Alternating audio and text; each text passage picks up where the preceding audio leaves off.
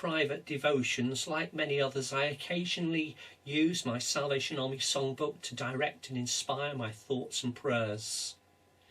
Familiar tunes, they cause me to reflect upon those times before lockdown when we were able to freely gather together in worship and actually sing, whilst the poetry of the songs resonate within my heart, causing me to search out words of scripture that they allude to.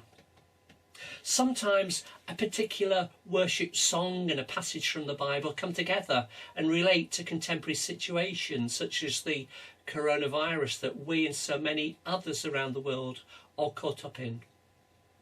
Just recently I turned to the piece which Marion sang and played as our introduction, Eternal God Unchanging Through All the Changing Years, and I almost choked on my coffee as I chuckled and read, though men have wrought confusion, thy hand still holds the plan.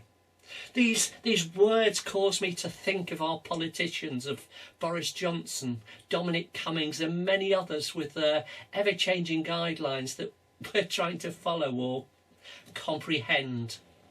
I must admit my prayers rather went out of the window that morning as my mind filled with anticipation of the impending relaunch of Spitting Image. However, despite the satire, it really is the spit and spray of human saliva which is causing the worldwide problems of the coronavirus. We remember those who have suffered, those who have died, and the overworked NHS. But out of the lockdown experience, lessons are being learnt, medical, economic, social, whilst Christians worldwide were missing out on our freedom of worship. For many, the inability to receive the sacrament of Holy Communion is also causing an unprecedented reappraisal as to how individual believers can be spiritually fed and refreshed. Together we unite, wanting a full and free return to worship everywhere, but also into the melting pot of being churches together and deprived of much familiar. We lovingly offer the salvationist understanding that the whole of our lives should be lived sacramentally. Lord, surely thou art shaping all things to thy design, and born of this conviction is faith to match our time. Thank you, Marion, for playing and singing those challenging 2 verses. Now, on the subject of faith to match our time, and in the shadow of 75 years since VJ celebrations, victory over Japan celebrations, I wonder how many of you might have a copy or remember reading the 1960s army book Valiant Das by Albert Kenyon.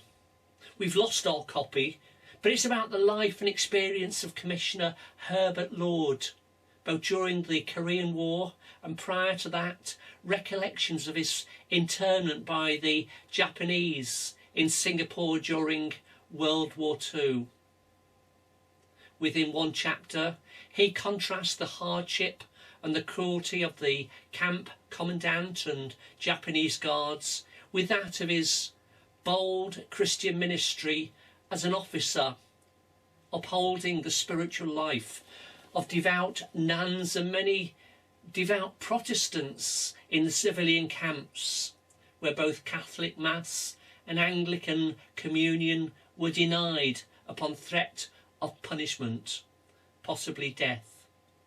He opened their eyes and their hearts to another way, to a spiritual form of communion. And born of this conviction is faith to match our time. Interestingly, just a short while later in 1947, Albert Osborne visited Berlin was General of the Salvation Army. And just as Commissioner Lord had been challenged in the camp, so God inspired Albert Osborne to pen the words of our closing song as he witnessed the ongoing hardship of a once proud but now crushed nation. I'm sure that we're all familiar with the words. Listen, enjoy, sing them quietly to yourselves from memory, and receive from God.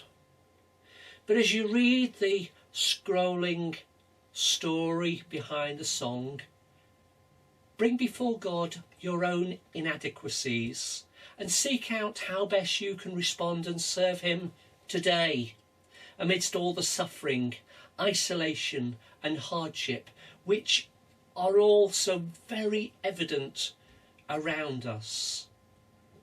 And may God bless you and give you fulfillment in your ministry.